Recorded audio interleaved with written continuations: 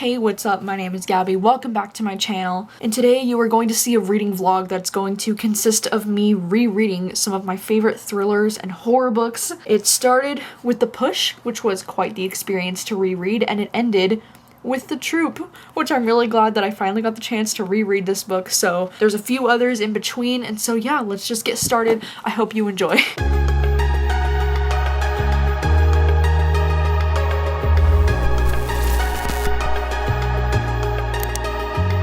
I have started my rereading journey, which I'm pretty excited about because I've started listening to the audiobook for The Push, which is actually a book that I just read in January this year. But you know, it's been almost a year, now that it's December since I've read this book, and I'm only 28% of the way through the audiobook. I'm on chapter 25 right now, but I'm already loving it so much again. And I think this audiobook is actually really great too, which you never know. Sometimes when I listen to my favorite books on audio, I'm never sure if I'm gonna love the audiobook as much as I loved reading the book physically. So that's another reason why I enjoy rereading books, because I like to see if the audiobook's good. So far it's really good. It's just as dark as I remember it being, and some of this is honestly like, whoa. I think this book is not if you're a new parent, I would avoid this one, because I just think, even me not being a new parent, I'm just like, oh my gosh, it's intense, But also, there was something in this book that I had forgotten that this was even a part of the book, because there's a point of view from Ethel, which I'm pretty sure is the main protagonist, Blythe. It's her mom's point of view from when she was a baby. And I totally forgot that she even had a point of view in this book.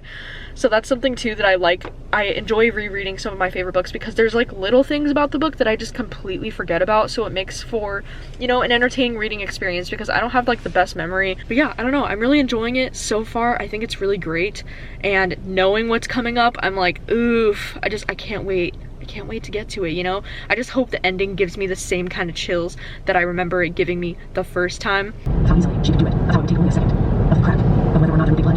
She wasn't meant to be a mother. She could feel it in her bones as womanhood set in. Hello.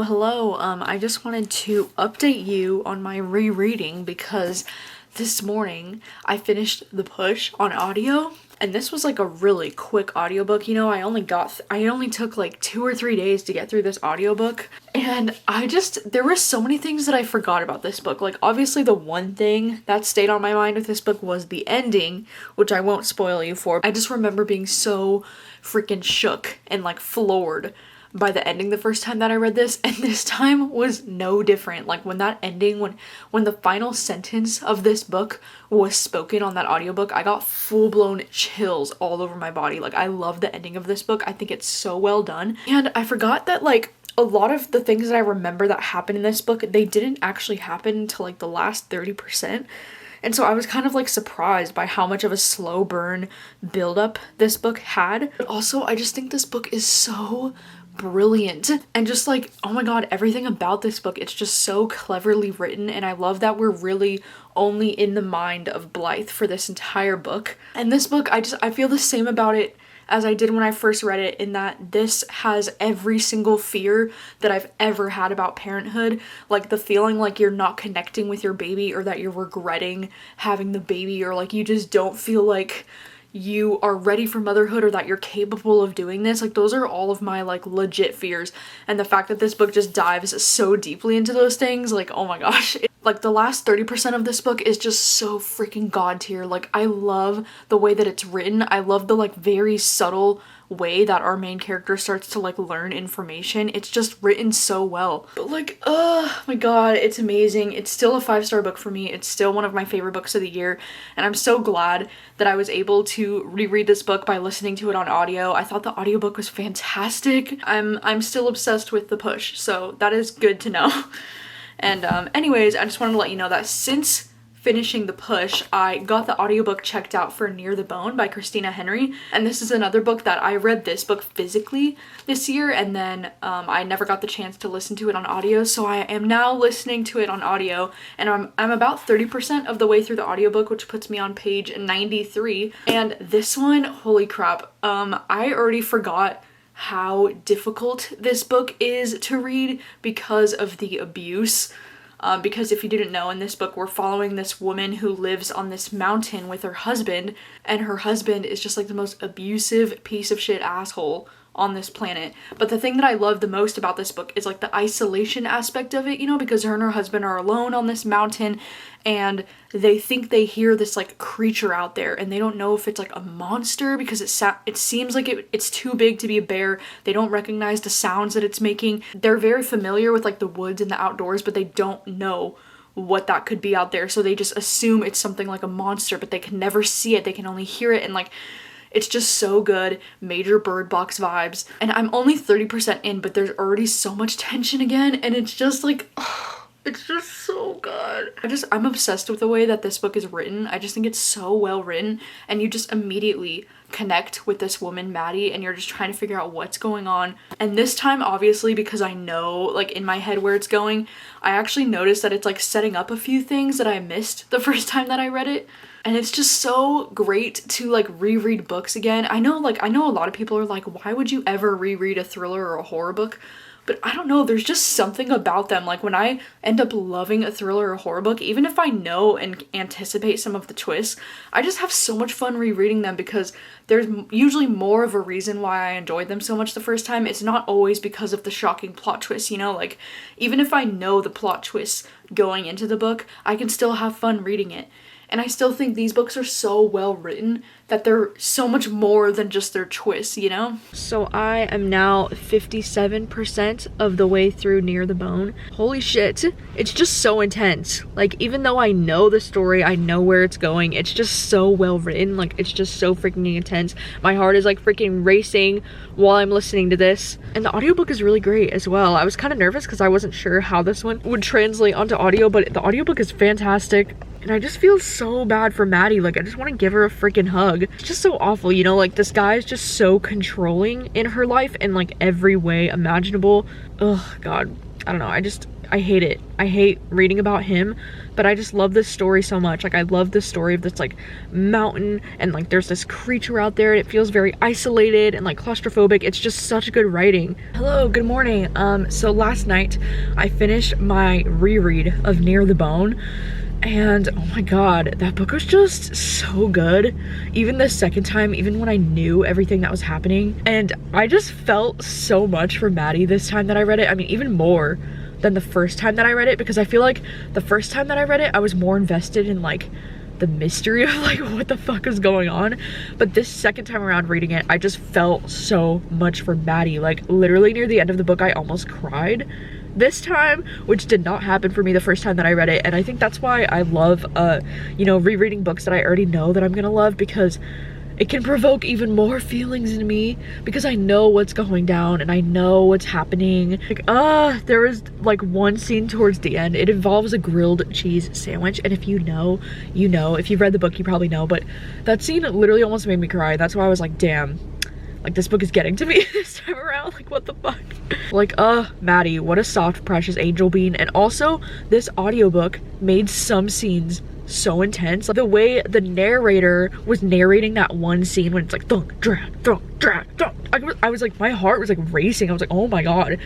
It was so intense. So yeah, I just really enjoyed it, and I'm really glad that I reread this one. And I'm still mad that this book didn't make it to the top 10 in the Goodreads Choice Awards, because I think it's the best horror book that I've read this year, but you know, whatever. But anyways, I was planning on starting the audiobook for The Cabin at the End of the World next, because that was like a book that I've been wanting to reread. You know, I haven't read this one since 2018, and I just started listening to the audio, and to be honest, I'm not a huge fan of this audiobook. I just don't really love the way that this woman is narrating it. Like, I don't even know how to explain my problem with it. It's like she's ending every sentence as like a question mark or something. It's just like the way she's like narrating it. It sounds like she's like confused or something. Like, I don't even know how to explain my problem with it, but I'm not loving this on audio, so I think I might switch to something else. Let's grow louder. Letter turns back to Wen and says, I don't have any scars like you or your dad, but if you could see my heart, you'd see that it's broken. Heads. The stocky man, wearing a red shirt, has a flower of musky hand shovel and or travel blades. So I've decided to just continue listening to The Cabin at the End of the World on audio, and I'm now about like 15% of the way in. I'm still not a huge fan of this audiobook narrator. I'm kind of confused as to why, you know, they decided to go with a female narrator on this audiobook when like the main point of views in the story are all told from men. Because like the only real like female point of view we get in this book is from their daughter Wen.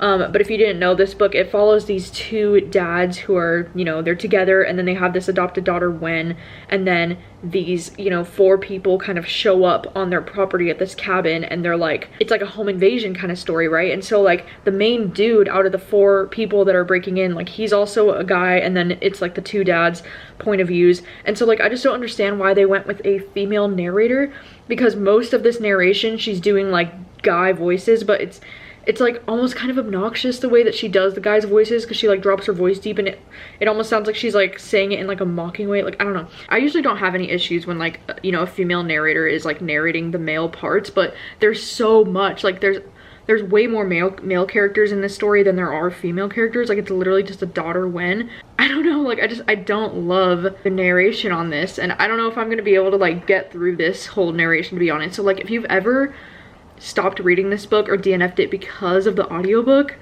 I would definitely recommend reading it physically, because this narration is not my favorite, but it is already building like so much tension. Like, I forgot just how intense this book is right from the start. Like, it really just kicks off right away, and I can already feel like the anxiety building. And you know, like since the first time that I read this book in 2018, I've seen that movie The Strangers that came out in like 2007 or 2008, and it's reminding me a lot of that in a way. The Strangers was slightly different because in the movie The Strangers, they don't really like talk to them, you know, they're just kind of like there, and it's like quiet and creepy and weird, whereas in this book they're kind of like talking to them the whole time, so it's like less anonymous of a threat, I guess. But it's also just like, I guess it's creepy in the same sense as their motive for being there is kind of unclear, and they're kind of like, why us? That's kind of like the thing that I see that it has in common with The Strangers. But like, I'm just so nervous for like what's to come. Hello, good morning. It's December 13th,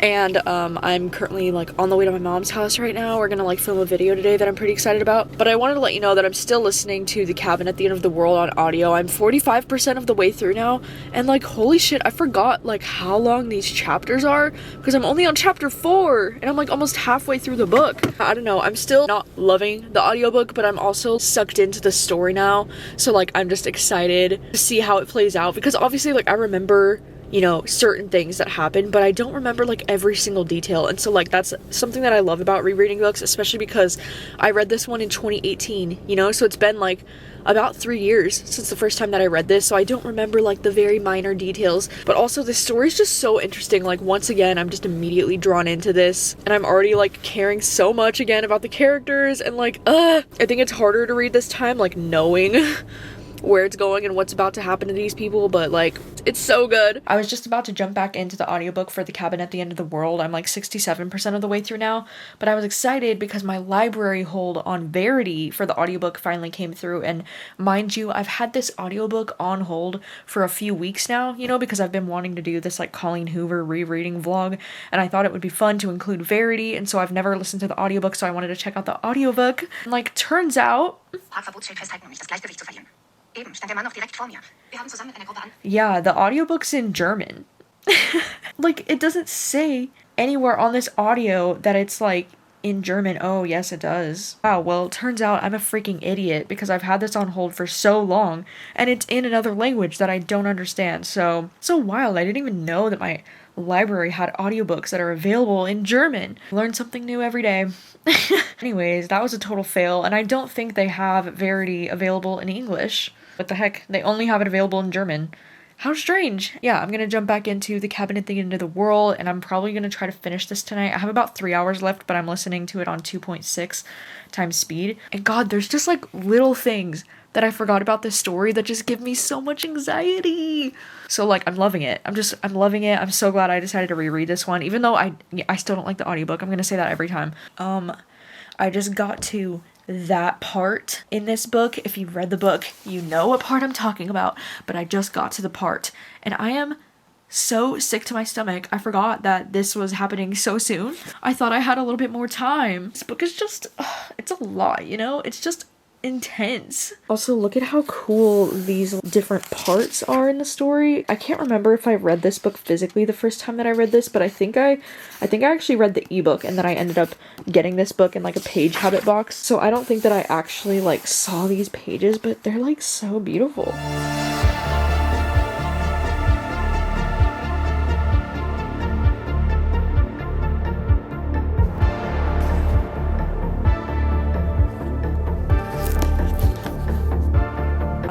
just finished my reread of The Cabin at the End of the World, and oh my gosh, I still can't get over the ending of this book. I will admit that the ending was a little bit more strange than I remember it being because of the writing style.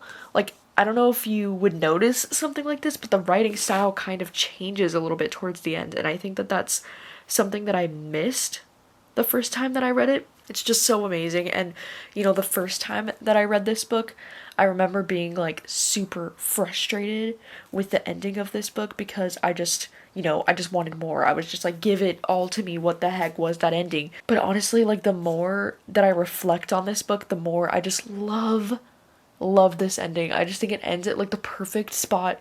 It just leaves you with a little something, you know, you're just like craving more. And I freaking love that with the book. So I mean, I'm super excited that I decided to reread this one. My love for this book has been revalidated. And no, this is not going to be a book for everyone, okay? I know there's a ton of people that really don't like this book, that like think it's really boring, or you know, that really don't like this ending. I just love it. Like, there's just something about it. I also really like, you know, the idea of the end of the world and preventing the end of the world. It's kind of like We Are the Ants, you know. I love it for similar reasons. I just love books that discuss the potential end of the world, like things like this. It's just very fascinating to me, and I just love it. I feel like Paul Tremblay is like a one-hit wonder though with this book, because everything else I've read by him I really haven't enjoyed very much.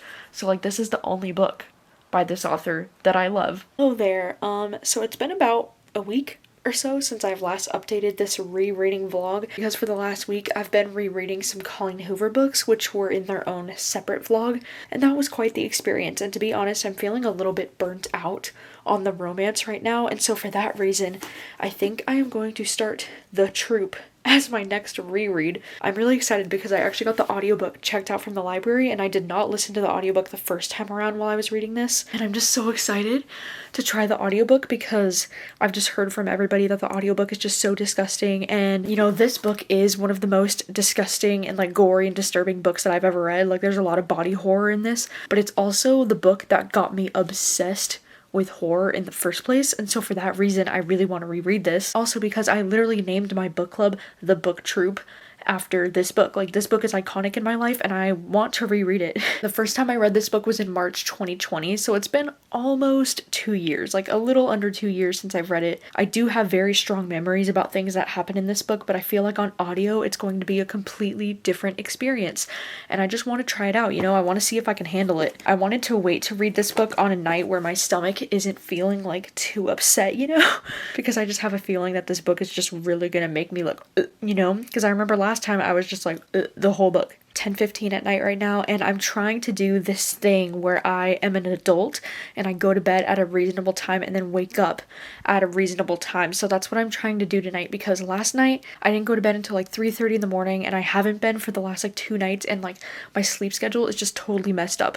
So I'm trying to fix it. So tonight I'm going to try to go to bed a little bit early, but I think for the next hour I just want to try to listen to The Troop right before I go to bed, which might not be the best idea, but I have like a bunch of laundry that I need to put away and some stuff that I need to do as I'm winding down for bed. So you know, what better bedtime story than The Troop?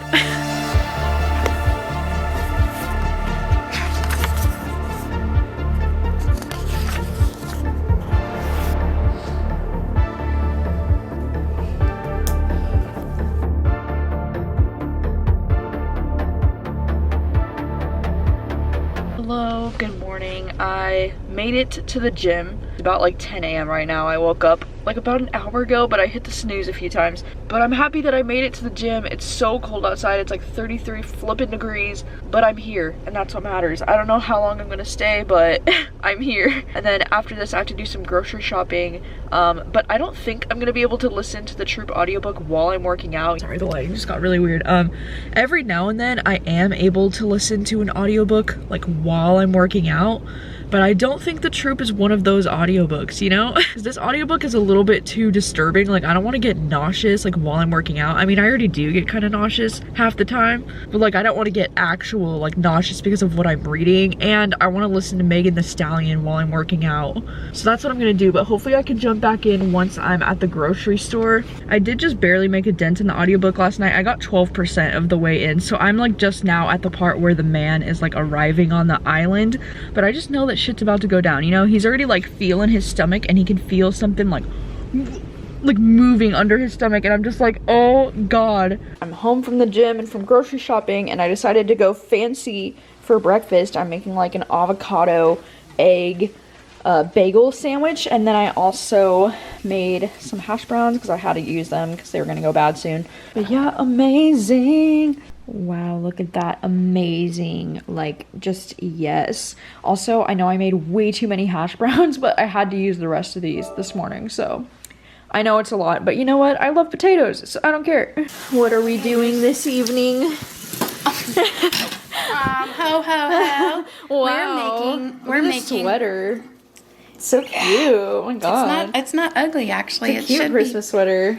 What the heck? What can I say? So cute. So we're making my attempt with leftover dough to make cinnamon rolls. Cute. Just little cinnamon bites. Cute little bites. What's the most important is cinnamon and butter. So whatever else happens, in cinnamon and brown sugar. Some homemade pizzas in the oven, as well as these garlic knots that my mom made.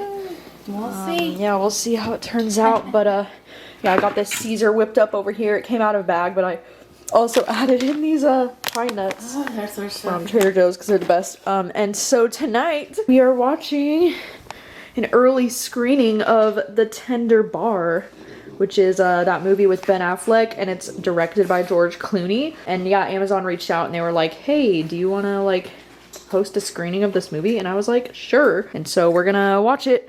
It comes out January 7th, so we'll see if it's any good. We'll let you know. We'll give the full review afterwards. We're just waiting for Rachel to get home from work for the party to begin. Got the popcorn. Oh my god, Tank, get off the table. Get up. Yeah, Mom brought the popcorn bag. Some candy in here, so cute. And a whole cookie tray. What the heck? Mom came with the goods. Yeah, I'm a baker. This is amazing. This stuff I didn't kill. Oh, it's a little bit later in the night. I have straightened my hair, and we were gonna have, you know, a fun movie night tonight with watching The Tender Bar, which is that Amazon screening that I had. But I made a mistake because we ended up deciding that we wanted to wait until my sister got home to start it, and so we waited like 30 minutes after the screening technically started before we entered the screening, and then by the time we entered it, it was like, the movie has already started, so like you can't enter the screening now. And we were like, cool. So we didn't even get to watch the movie, which was kind of a bummer. But also we just had like a nice dinner catching up with my mom. Like, it wasn't that big of a deal, but it just kind of sucked because the whole reason for this whole thing tonight was to watch this movie. But anyways, so that didn't end up happening, but I did want to let you know that I am now on to chapter 20, which puts me at page 136, and I've already gotten to the point where that one thing happens, if you know what I'm saying. And it was very disturbing. I mean, this book is very disturbing, and I think the thing that makes it hard to read on audio is because I can't kind of like skim ahead and read, or if something disturbing happens that makes me feel nauseous, it's harder to like try to like pause or like skip on the audio, as opposed to like when I'm reading it with my eyes, it's kind of like I can just decide to like look away at any moment, you know? But like listening to it on audio, it's just like the story is like coming at me and I just have to fucking deal with it, you know? It's just kind of a different experience, but I'm also still really enjoying it.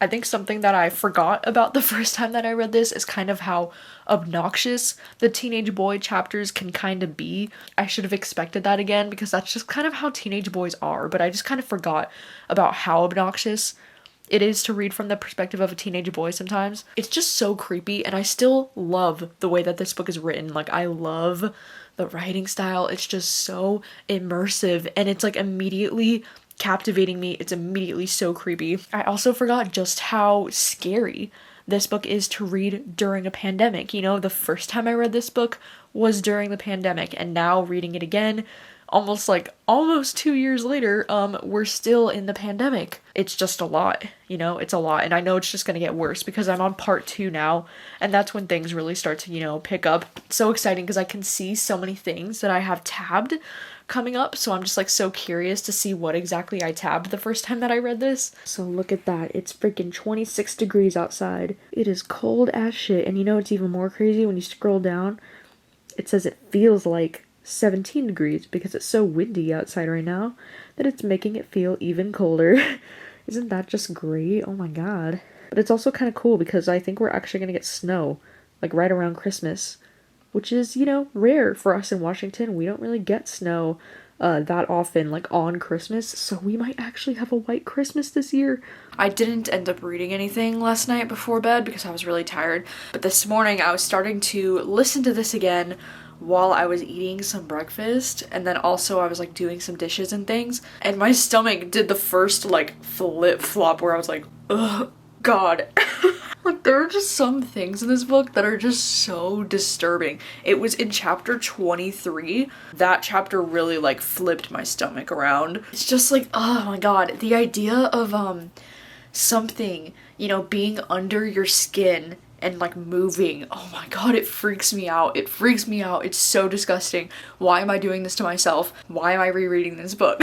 Like, I love it so much, but I hate it. Ugh. But it's definitely effective. It's definitely having the same effect on me that it had the first time. Yeah, anyways, I'm gonna take a break for now because my stomach is upset, but also because I have a couple different videos that I need to film today.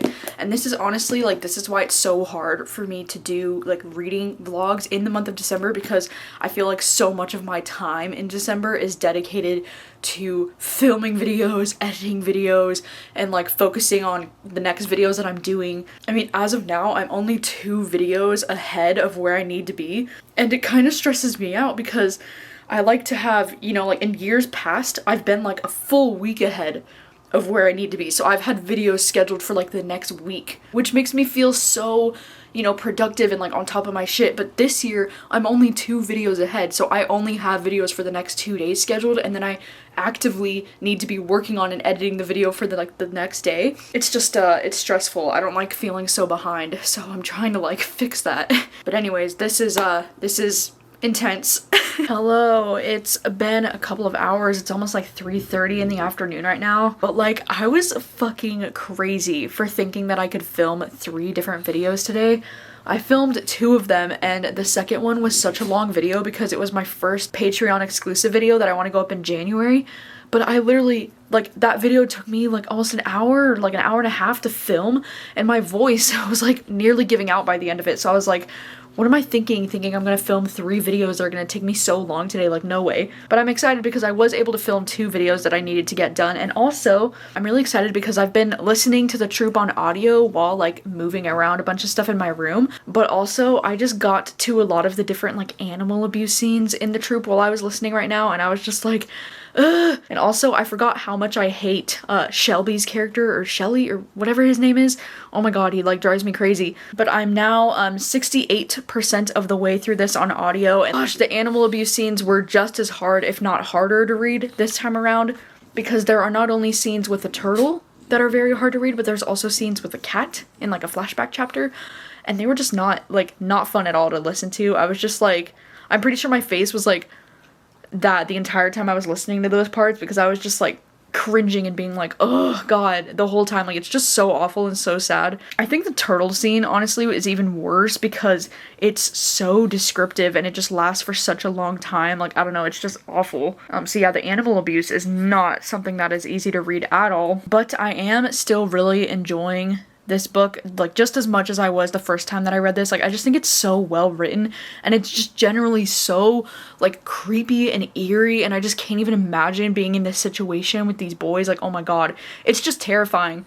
It's so gross, but it's, like, so good, Anyways, I wanted to show you what I've been working on, because in my room lately, I haven't been very satisfied with having my light in this corner over here. So I decided to mix things up because I was thinking last night when I was looking at my room, I've always had this air conditioner right here, but I was wondering if I'd be able to fit it into my closet since, you know, it's so freaking cold. It's like 20 degrees outside. I was like, I don't need the air conditioner out here. So I was able to fit the air conditioner into my closet, which is exciting and so amazing. I actually was able to fit it in there with like all my shoes. I ended up just stacking a bunch of shoes that I don't really use that much on this side. And I pulled out some shoes that I want to like donate and get rid of. But yeah, and then my shoes that I use the most are like right here in the front still, which is nice. And then because of that, I was able to move. I used to have this book cart like way back in the corner over there, and so it was always really like hard to access right there, and then I always had the light on this little book cart here, and so there wasn't a lot of space on this book cart to even be able to use this top little cart shelf here. And so I kind of hated how it was like tucked back in the corner and the light would only light like that part of the room. It made it really hard for me to be able to actually read in my bed at night because I didn't have any good lighting. So I was able to pull this out here, which I actually really like. It kind of reminds me of how my room used to be when I first moved into this apartment. But like, I just love how that looks. I love that when I'm like laying in bed at night, I'll be able to like look over and kind of see that cart. Like, I think that'll be really nice. I'm most excited about the fact that I finally made the decision to move this light over by my bed, and this is gonna be freaking life-changing because once the main light gets shut off, I'm still gonna have this like really nice calm light right here where I can actually like read books in bed and have enough light to like see the pages, because before it was really hard. Oh my gosh. Ugh. I just got to the part that is like at the end of part 2, and like this isn't really a spoiler for the book, but like I guess if you don't want to know what's going on, you know, this far into the book, then I guess it's kind of a spoiler, but it doesn't really spoil anything about the plot. There's this one quote at the end of part 2 that I remember the first time that I read this book, it really affected me, especially because we're currently dealing with a pandemic. Oh, hello. God, he's so cute. The idea that people care too much about their loved ones and that love is the ultimate killer, like that shit stuck with me so much, and I think that that's so true and so sad and so awful, and that's something that really stuck with me about this book, is the fact that it mentions this, because I feel like this parallels the pandemic that we're currently in so well, in like the most awful way. As he says, it's love. Love is the absolute killer. Care, the milk of human kindness. People try so hard to save the people that they love that they end up catching the contagion themselves. They give comfort, deliver aid, and in doing so, they acquire the infection. Then those people are cared for by others and they get infected. On and on it goes. But that's people. People care too much. They love at all costs and they pay the ultimate price. Is that not just like so fucked? That is so fucked up, because this is like, it's so accurate to what we're going through in this current pandemic. And I think that's what makes this book so hard to read during a real pandemic, because he's not wrong. You know, people care way too much about their loved ones and they would rather get infected themselves than not be able to take care of the people that they love. And that's truly sad. I mean, it's sad, but it's also kind of beautiful about humanity, but it's also really sad.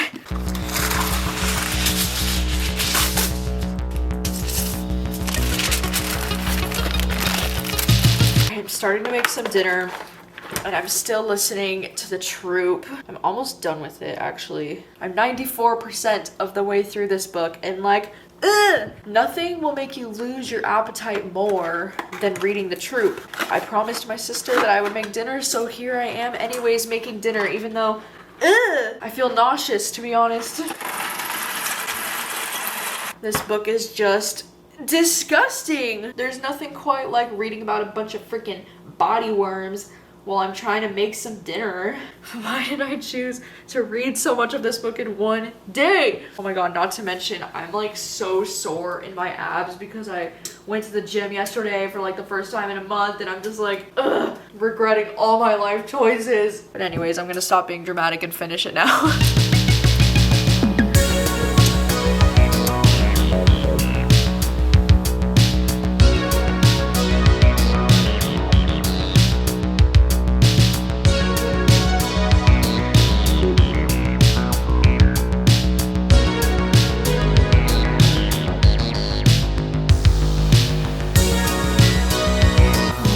Dinner is done, still crispy. A kind of fettuccine alfredo with mozzarella bake on top. Then I made some asparagus, of course, and then we have some bread. Look who's home.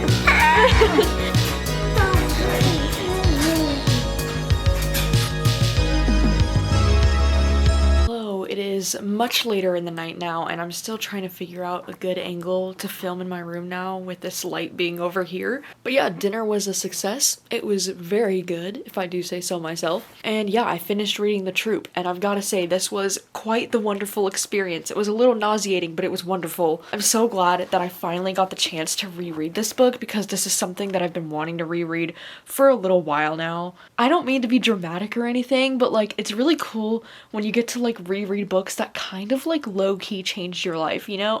Because not to be like super dramatic or anything, but like The Troop really did change so much of my reading life, because after I read this book, I really got obsessed with horror. And so I really credit this book to, you know, getting me into horror in the first place. And it's just so fun to reread something like this and get to see all the little things that I really enjoyed about it the first time. Like, even the little details, it's crazy what you forget, you know, when you read so many books. I don't know, it was just such a fun experience. I also, like, think this book is so significant to me because I ended up naming my book club after this book, like the Book Troop. And so this book just means a lot to me, and it's changed so much of my reading life. And I'm just super appreciative of that. And I love that I loved it just as much this second time around. And yeah, that's just really cool. So I think that's about a wrap on this rereading vlog. I don't know if I plan to reread any more before the end of the year. I mean, as of this point, today, it is December 21st, and so I still do have about a week left of the year, so if I do end up rereading anything more this year, I'll probably end up just doing a separate vlog. But yeah, The Troop has got to be my favorite reread that I've had so far this December. Like, this was just so special. And yeah, I'm sorry this vlog is so like clunky at parts, but I've actually been filming this vlog over a period of like 3 weeks, so that might be why it feels a little bit like clunky and weird and not like my normal vlogs. But anyways, yeah, I hope you enjoy. I hope you're having a wonderful holiday season, and thank you so much for watching today's video. I will see you very soon with another one. Bye!